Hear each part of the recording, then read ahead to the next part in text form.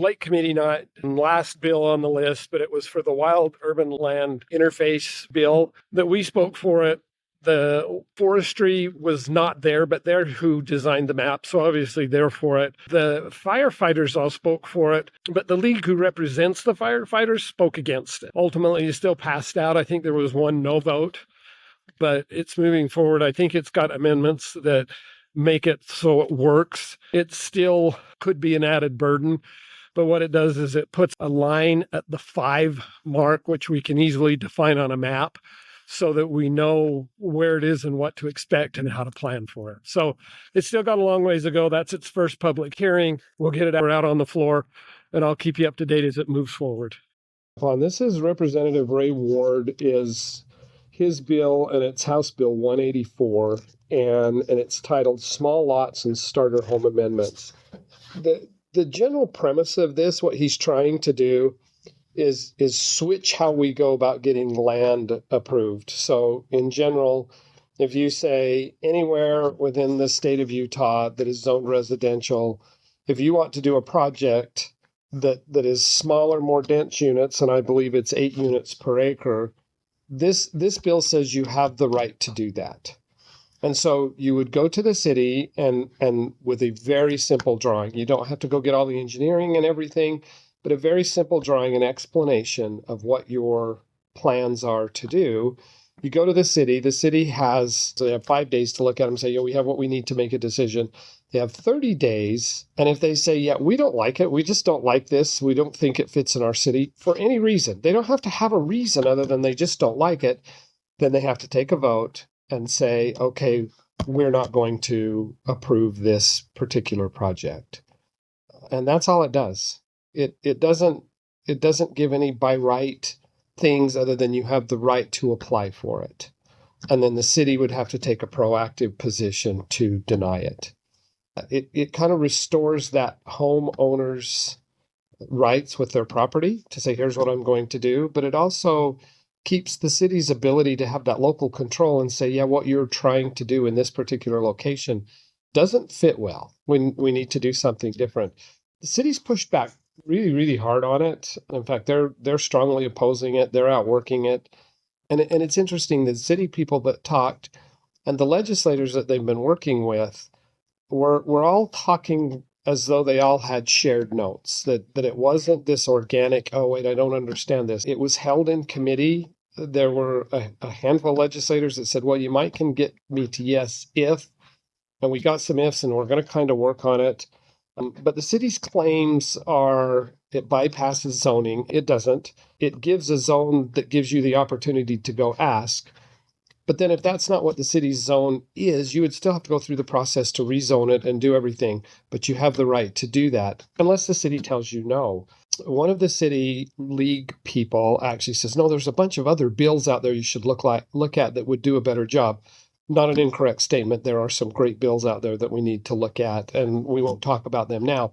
But that was a good position to take, but it doesn't eliminate the need for this one. There was one lady that was there from Saratoga Springs, and she just simply says, look, this preempts the city's power. So a lot of this really comes down to, it's not whether this is good policy or not, it's does this take away the city's power?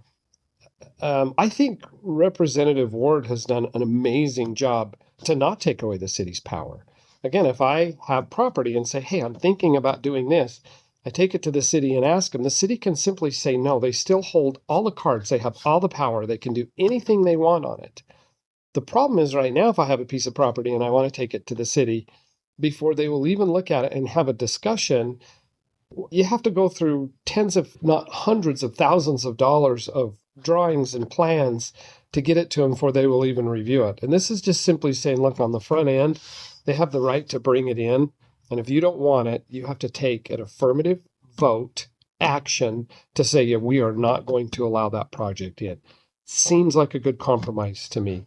This is one that any of you that have any contact with any of your legislators, we really need to reach out and say, look, this is a very reasonable, easy compromise that just gives everybody the information they need to know where we're going forward. It doesn't take anything from the city. All it does is put one more step in there so that the property owner has the ability to know whether or not they should pursue this project or if they should drop it. Sometimes they will hold a bill and it's obvious the intent is to kill the bill. Again, it was held. The maker of the motion specifically says, I am not holding this with the intentions of it going away. I'm hoping that some of the questions and the concerns that have been raised will be addressed, and we will bring this back to committee. Representative Ward is definitely dedicated and going to work hard. But we do need to reach out to legislators and say, look, this is a good compromise. Had a meeting that I got invited to. It was kind of fun. The Northern Wasatch Caucus, well, they meet weekly, but one right in the middle of the session, they invite a handful of people to and let us just kind of sit in and see what's going on, what they're working on. The reason it's funner than some of the other ones is because it has a lot of the leadership that are part of that Northern Wasatch group. So it's good to hear what their thoughts are, their directions. One of the big takeaways I got from the meeting is their frustration with the judicial system right now and talking about this Prop 4 and the boundaries and everything that's gone on with that. And they walked through some of the stuff that those of us that don't spend enough time looking at it probably don't care. And they just said the judge that ruled on these boundaries did not do what the Better Boundaries people had set out. In fact, some of the people who originally started the Better Boundaries have even put together op-eds and said, that she went way too far. It's not what they anticipated.